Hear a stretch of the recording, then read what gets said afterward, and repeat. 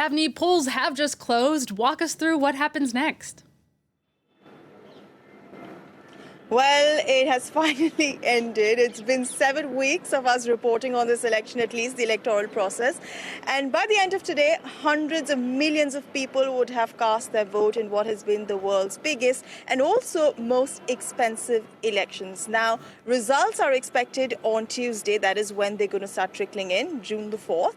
And tonight, what we're looking forward to are exit polls. These are not allowed until all votes are cast. So over the next few minutes, we can expect them trickling in.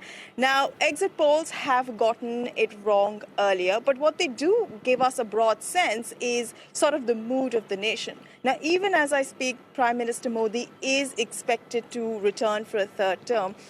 What of the last few weeks, speaking to voters and reporting on these elections, we've picked up some surprising trends that we didn't anticipate when we were going into the elections. First is that just how dependent the governing BJP is on Prime Minister Modi. I mean, you speak to voters, they don't say they're voting for the BJP, they say they vote for Modi. The second is that unemployment and inflation have been much bigger issues than Hindu nationalism has been, and that is something where the BJP is a bit on the back foot because people are not necessarily thrilled with their track record, at least when the economy is concerned.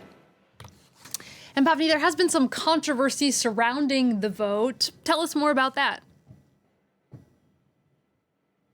Yeah, this election has seen some new controversy that we haven't seen in previous elections. The first, opposition parties alleging the BJP is misusing federal agencies, saying they are locking up opposition leaders on allegations of corruption, freezing their bank accounts.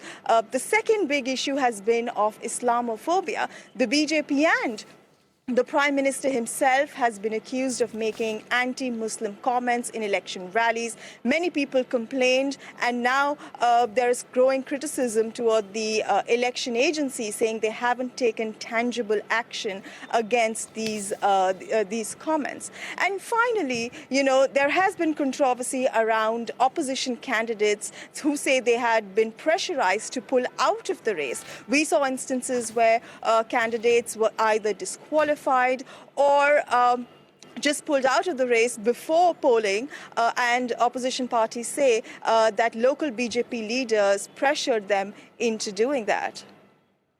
Well, the wait has been long. It's going to be exciting to finally get some results. Pavni, thank you so much for that update. That's Pavni Mittal reporting there from Delhi.